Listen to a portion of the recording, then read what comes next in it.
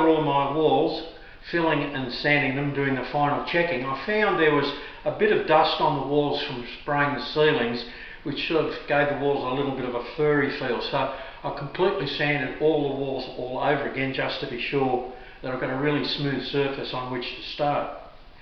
I've had difficulty getting paint and prime with Masters closing down. There seems to be no other source of supply in Australia, and none of the other brands of paint and prime are available in anything larger than a 10-litre can, and the price, of course, in those small quantities is prohibitive. So I've had to go away from paint and prime, and I've gone back to the convention of putting on a primer undercoat and then 2 top coats of colour. I found the cheapest quality Pascal paint that I can get. Masters was selling it. It was $46 Australian for each 10 litre, and then there was 25% off that. So it was too good an opportunity to pass up. So I've got 50 litres of that. I'm going to spray my walls, get them all primed and undercoated. Before we leave ceilings, one last thing that I've just learned. I've been doing my ceilings in cashmere flat white, and I ran out and I went back to get some more. They didn't have any left, so I got some ceiling white. And I've discovered that ceiling white is really better for ceilings than flat white, something you professional painters discovered years ago. It says on the can that it's got superior hiding qualities, and it really does have. The angle of light that you have on a ceiling is very, very narrow compared to walls, and where it's falling more directly onto the wall. And with ceilings, the tiniest fault will show up when you paint it. So you really do need an ultra flat white. If I was to do ceilings again, I wouldn't use flat white. I would always use some brand of ceiling white.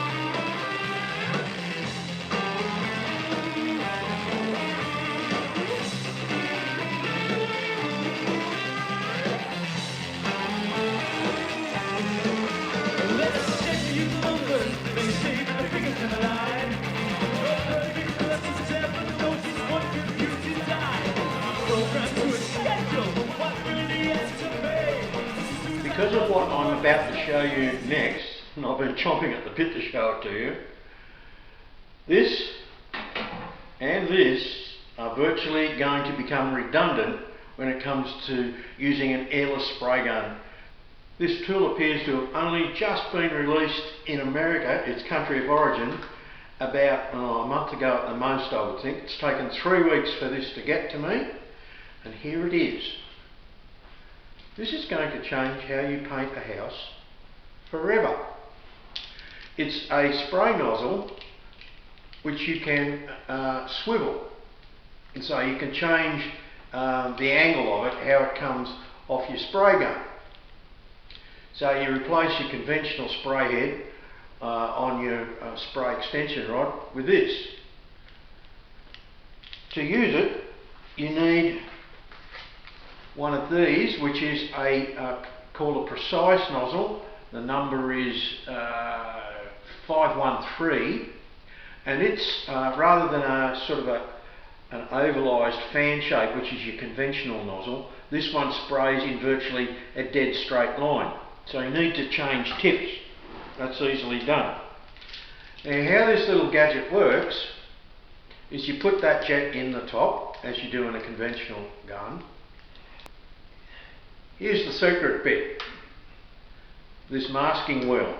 It's on an arm which goes into a slot on the top of the head. You screw that in place. And then, with your fine jet, you adjust the angle of your paint head. Oops. You adjust the angle of your paint head so that the paint is just hitting the edge of that disc. And that's your trim line, and then all you do is run that wheel along the edge of where you want to spray. The wheel becomes the masking agent. Because you've got a very narrow spray of paint, you don't get bleed out the sides. This is going to be really fun to use. I've seen it in the demonstration tape on YouTube, and it absolutely looks mind-blowing. And all you've got to do is clean your head like normal. Well, not your head, the paint gun head, like normal, and you just take the wheel off, chuck that in a bucket of water and clean that off. This is like a lot of brilliant ideas. It's so simple once you see it, you wonder why didn't somebody think of this and invent it years ago. So I'm going to give it a whirl. Looking forward to it. This spray gun guide is made by Titan, and you'll need to buy the complete package, which is the arm with a wheel on it and the adjustable head in one go. This cost me $88 American, so all up by the time I got it out to Australia, it cost me about, with postage, cost me about $110. Worth every cent. In Australia and in other countries around the world, you'll be able to buy it from shops that sell Wagner airless spray gun paint fittings.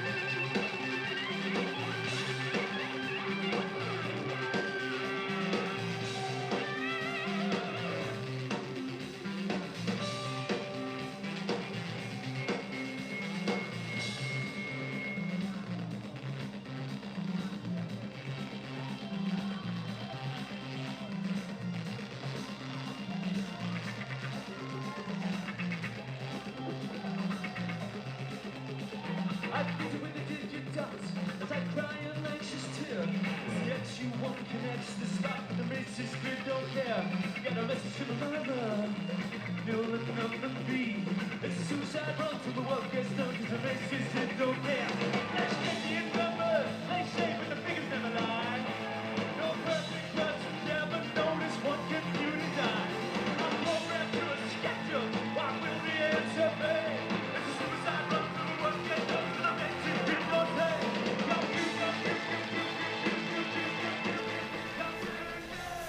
I've just sprayed the first coat of wall colour in the laundry using the spray shield to mask between the walls on the ceiling, and I found this fairly clumsy to use. Maybe it's just because I'm inexperienced, but in quite a few places I've got a little bit of overspray going over the end and up into the corners. It's okay because I can touch it up before I do the final coat, but this is a fairly clumsy tool. Let's see how I go with a new whiz-bang spray guide wheel from America.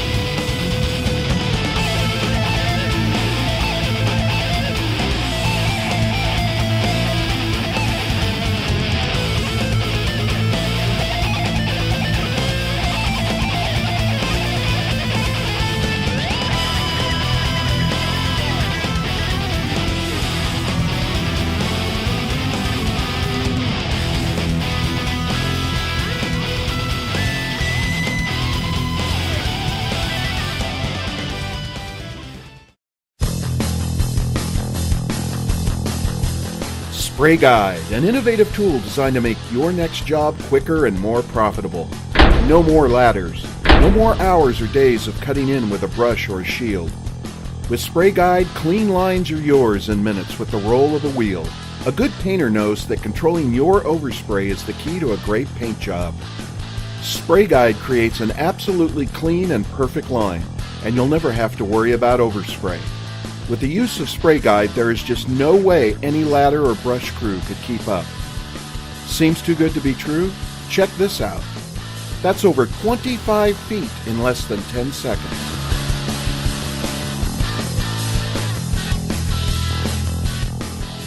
Spray Guide is so easy to use.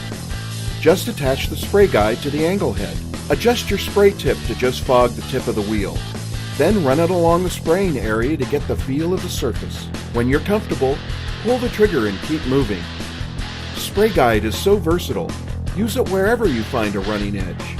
And the angle head that comes with Spray Guide can also be used to direct the overspray when you're spraying the rest of the project.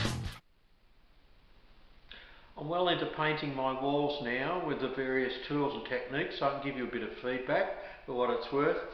I found the Titan Spray Guide not quite as good as I'd hoped. Another tool that I'm a little disappointed in.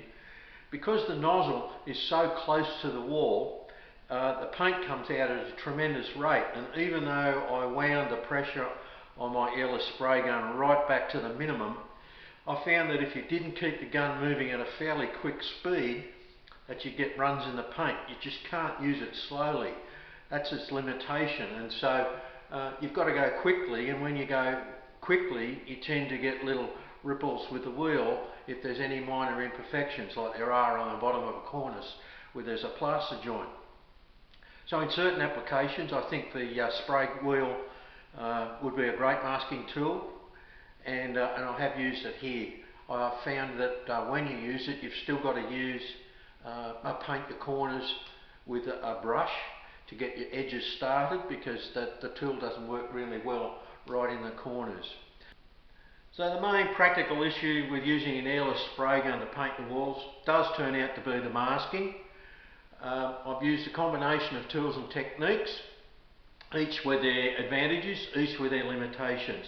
But overall, I'm getting a much better finish on my walls with an airless spray gun than I would with a roller. You don't get any texture marks at all with an airless spray gun, and you get a really smooth job. So I'm happy with the airless spray gun, and like most tools, it's something you've got to work on and learn and get experience with, and I'm sure that the pros with these various tools compared to me would do a higher level of job much faster. But I'm striving for fairly high finish, and I'm getting it. It's just taking me a little bit more time than what I planned, but we're getting there. These nozzle tips on an airless spray gun do wear out. The paint is going through at such high pressure it actually wears away the fine hole in the spray jet. You know they're worn out when your pattern of paint starts to change, particularly on the edges.